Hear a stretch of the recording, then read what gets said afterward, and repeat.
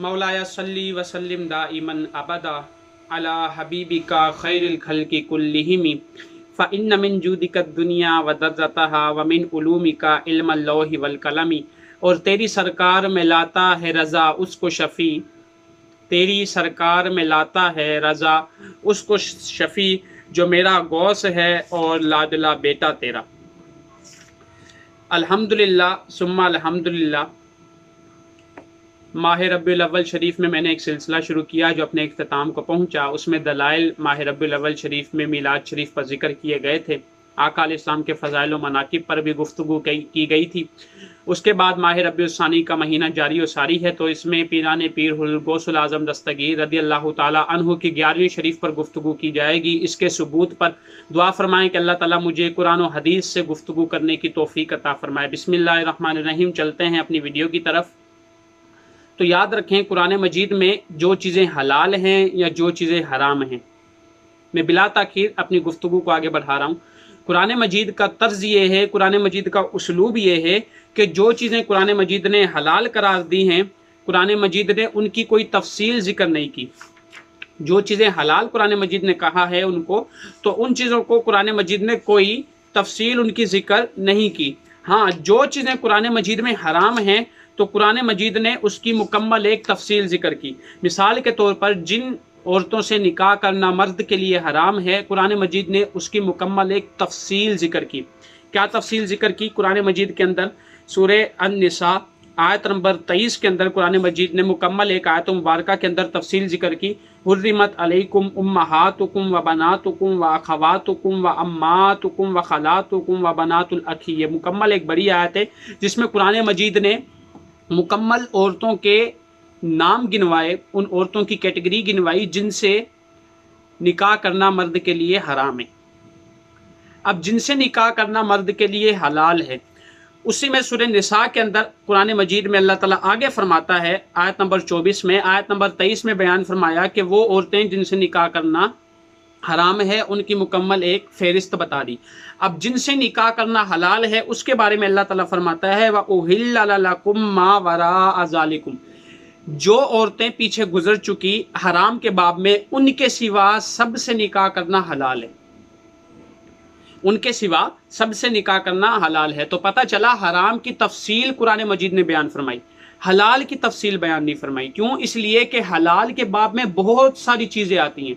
अगर हलाल की तफसील बयान कर दी जाए तो उम्मत दुश्वारियों में पड़ जाए, उम्मत को निहायत ही मुश्किलात का सामना करना पड़े, उम्मत तंगी के राह पर चलने लगेगी। क्यों? इसलिए कि हलाल अशिया जो हैं वो क़यामत तक निकलती चली जा रही हैं, बढ़ती चली जा रही हैं। हराम की तफसील बयान कर दी गई, हलाल की कोई तफसील बयान नहीं की गई। इसी तरीके से अल्लाह ताला कुरान मजीद में एक और मकाम पर इरशाद फरमाता है, सूरह अल-बकरा आयत नंबर 173 173 पर, इन्नमा हर्रमा अलैकुमुल मैतता वद्दमा वलहमल खिंजीरी वमा उहिल्ला बिही लिगैरिल्लाह। बेशक तुम पर हराम किया गया है मुर्दार, खून, खिंजीर का गोश्त और जो ज़िबा के वक़्त गैरुल्लाह के नाम पर पुकारा जाए। ये चार चीज़ें कुरान मजीद ने बाकायदा फ़हरिस्त के तौर पर इनको हराम किया। अब थोड़ी सी मज़ीद इसकी वजाहत तलब करते हैं तो सूरह अल-माइदा के अंदर आयत नंबर 3 में रब ताला इसकी मज़ीद वजाहत फरमाते हैं। क्या? हुर्रिमत अलैकुमुल मैततु वद्दमु वलहमुल खिंजीरी वमा उहिल्ला लिगैरिल्लाहि बिही। वही उसलूब जो पहले आयत मुबारका में था सूरह अल-बकरा वाली। क्या? कि तुम पर मुर्दार, तुम पर खून, तुम पर खिंजीर का गोश्त और जो गैरुल्लाह के नाम पर ज़िबा के वक़्त पुकारा जाए वो चीज़ें तुम पर हराम हैं।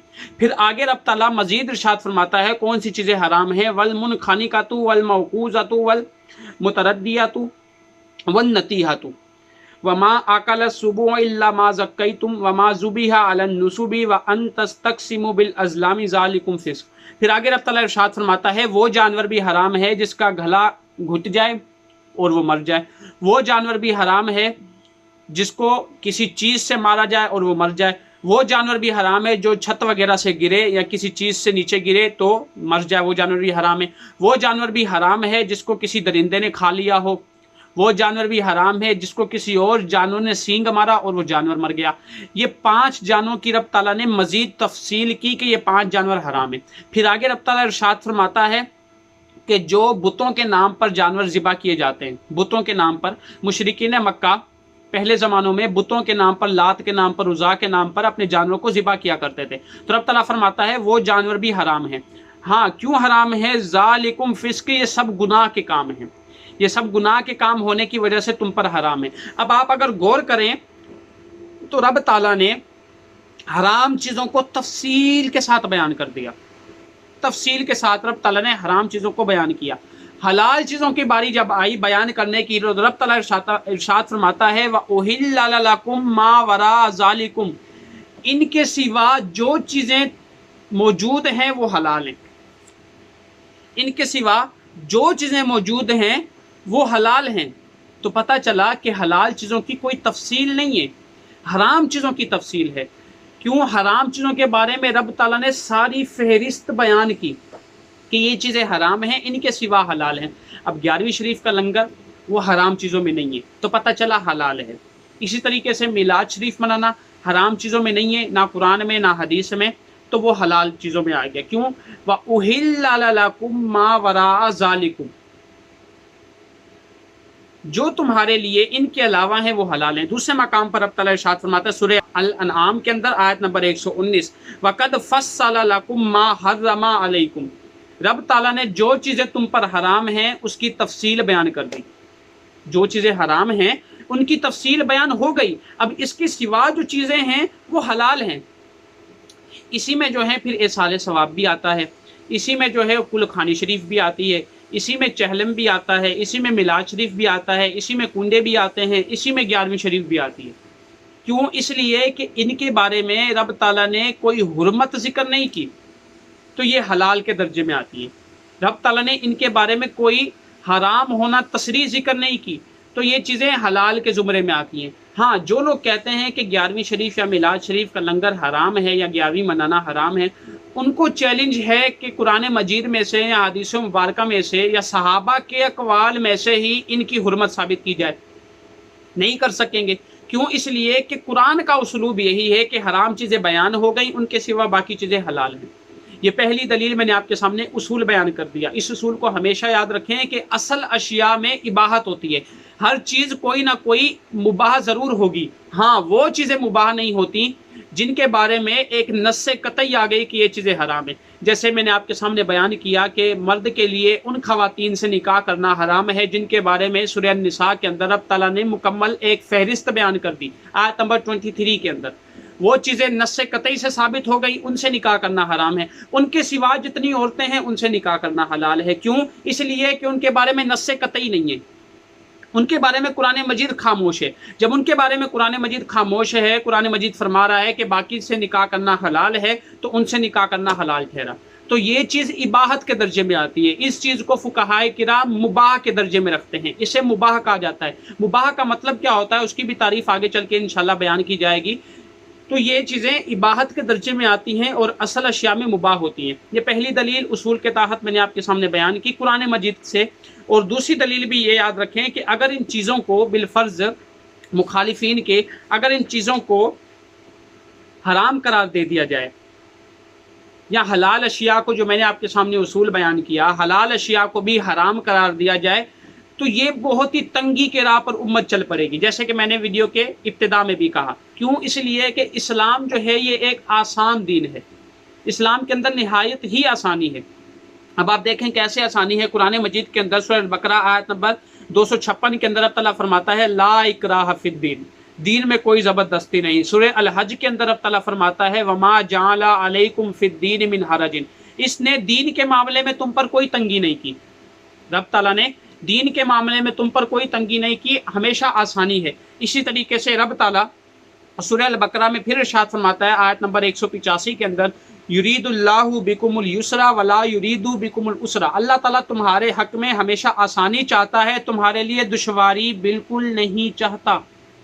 تمہارے لیے آسانی چاہتا ہے، دشواری بالکل نہیں چاہتا۔ اسی طریقے سے رب تعالیٰ ارشاد فرماتا ہے سورہ النساء کے اندر یرید اللہ ان یخفف عنکم وخلق الانسان ضعیفا، اللہ تعالیٰ یہ چاہتا ہے کہ تم سے تمہارے بوجھ کو، وزن کو ہلکا کر دے۔ وخلق الانسان ضعیفا، اور انسان نہایت ہی کمزور پیدا کیا گیا۔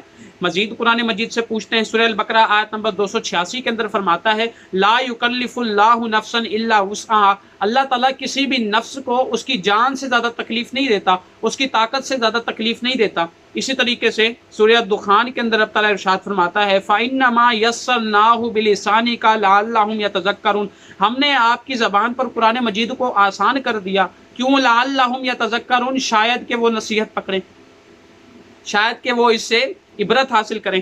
قرآن مجید میں مزید سورہ الاعراف کے اندر اب تعالیٰ ارشاد فرماتا ہے وَيُحِلُّ لَهُمُ الطَّيِّبَاتِ وَيُحَرِّمُ عَلَيْهِمُ الْخَبَائِثَ وَيَضَعُ عَنْهُمْ إِصْرَهُمْ وَالْأَغْلَالَ الَّتِي كَانَتْ عَلَيْهِمْ، فرماتا ہے ان کے لیے پاکیزہ چیزوں کو حلال کرتے ہیں اور پلید چیزوں کو ان سے حرام کرتے ہیں، اور ان کے بارے میں جو بوجھ دار چیزیں ہیں، جو گراں چیزیں ہیں، وزنی چیزیں ہیں، وہ ساکت فرماتے ہیں، وہ ان سے ہٹا دیتے ہیں۔ تو پتہ چلا اسلام کے اندر آسانی ہی آسانی ہے، اسلام کے اندر کوئی پریشانی نہیں ہے۔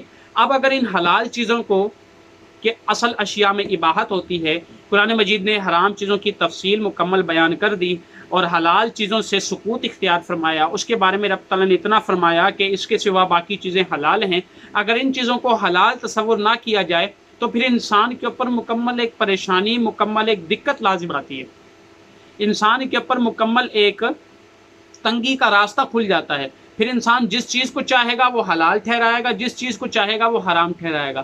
تو حقیقتاً یہ ہمیں چاہیے کہ قرآن مجید کے اسلوب پر عمل کریں، ہمیں چاہیے کہ قرآن مجید نے جو تفصیل حرام کی ذکر کی ہے ان چیزوں کو حرام جانیں، ان سے کوئی اگر ہٹ کر چیز ہے تو وہ چیز حلال ہے، مباح ہے، اباحت کے درجے میں آتی ہے۔ تو آپ دیکھیں قرآن مجید مکمل پڑھ کے دیکھیں، آقا علیہ السلام کی سیرت مبارکہ مکمل پڑھ کے دیکھیں، احادیث مبارکہ کا مطالعہ کریں۔ وہ احباب جو مخالفین ہیں اور 11ویں شریف، میلاد شریف، ایصال ثواب، چہلم، کل خانی، کنڈ ان کو جو ہے حرام کہتے ہیں، تو ان کے بارے میں نص قطعی تلاش کرنی پڑے گی کہ قرآن مجید میں یا آقا علیہ السلام نے اپنی احادیث میں کس مقام پر اپنے میلاد کے لنگر کو حرام قرار دیا۔ جب حرام نہیں تو وہ حلال اور اباحت کے درجے میں آتی ہے، اور اباحت کے درجے میں آنے کی وجہ سے وہ چیز حلت کا تقاضا کرتی ہے۔ دعا فرمائیں کہ اللہ تعالیٰ مزید اس پر گفتگو کرنے کی توفیق عطا فرمائے۔ انشاءاللہ اگلی ویڈیو میں اس پر احادیث مبارکہ سے دلائل پیش کیے جائیں گے۔ اللہ تعالیٰ سے دعا ہے کہ اللہ تعالیٰ ہمیں ان پر عمل کرنے کی توفیق عطا فرمائے۔ السلام علیکم ورحمۃ اللہ وبرکاتہ۔